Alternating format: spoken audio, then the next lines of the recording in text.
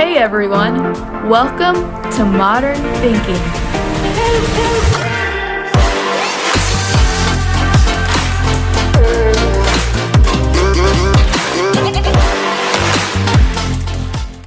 Hey everyone, today we're going to talk about how to save and invest during a recession. Before we discuss this topic, please remember that we are not a financial advisor, so the topics discussed do not constitute as financial accounting or legal advice. Understand that the topics discussed today are for entertainment and educational purposes only. As we continue, we ask you not to forget to smash that like and subscribe button for more awesome content. With that, let's get started. The world as we know it has been in a fragile and volatile state. If you look back in the history books, there has been many similar occurrences in the past.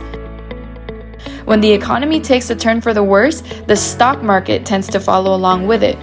So, during turbulent times, what can you do to make sure you stay afloat and possibly even capitalize on assets when they are valued lower than normal? Step 1. First thing you must do is review your expenses. You can't set goals if you don't know where you stand. See how much money is coming in and how much of that you are spending. Once you track your spending, then start categorizing your needs from your wants. Oftentimes, we spend frivolously because we believe that a few dollars here and there is not going to break the bank. But a few dollars here and there every other day adds up significantly. Figure out where you can cut expenses and actually take action to do it. Step 2. Next, learn to understand your dependency to the money you make.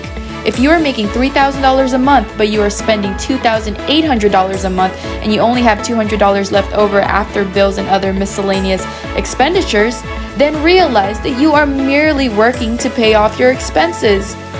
If you can practice step 1 of reviewing and reducing your expenses, then you can eventually significantly decrease the dependency rate that is tied to your income. There are 2 ways to save money. The first way is to be able to save more than you spend. If you make $3,000 a month, the general rule of thumb is to save at least 20% of that income. But once you get in a habit of saving 20%, start increasing it by 5%. If you can save or invest at least 30% of your income, then you are on track for this financial journey. Now, the second way to save money would be to make more. Obviously, this is not possible for some, but for those of you that can make this possible by having a side hustle or a business, understand this. If you make more money, do not increase your spending or expenses. This is a surefire way to keep you tied down and dependent on your income. If you make more money, just save and invest it. Don't add liabilities that will end up putting you in more debt.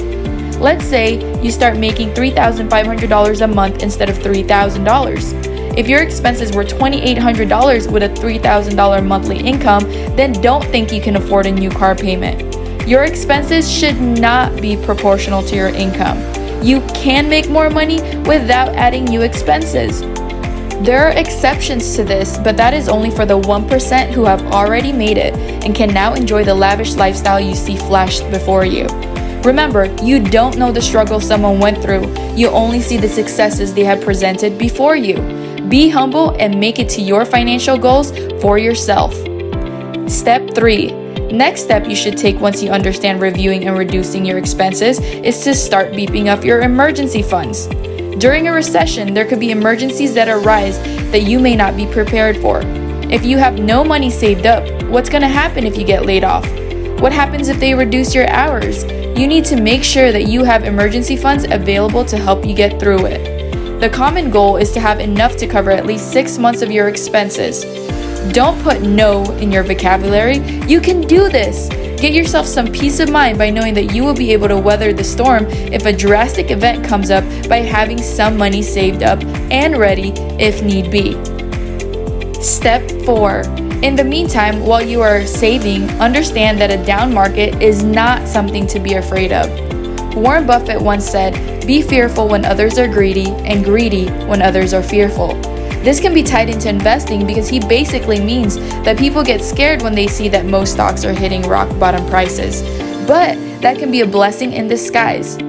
Yes, if you invest and you see that your stock portfolio has gone from $10,000 to a mere $4,000 because of the recession, then don't be fearful. Instead, take this as an opportunity to stock up on more if you have money coming in, because more than likely it'll go back up to the normal rate and you will only make more money because you put in more when it was low. With this, do take into account the credibility of the company.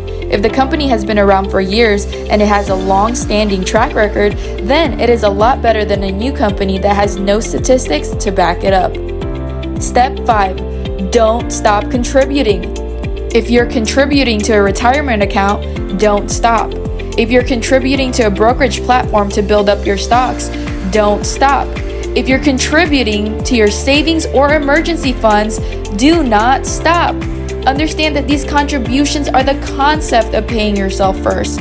You already pay so much in bills and other expenses. It's time to change your mindset and start investing in yourself. Once you start practicing these habits, you will understand that you can make your financial dreams come true. It takes a lot of work in the beginning, but it will all pay off in the long run. Do this for yourself and see just how high you can soar. Thanks for watching, everyone. Be sure to leave a comment, like, and subscribe to the channel and start your journey to financial freedom today.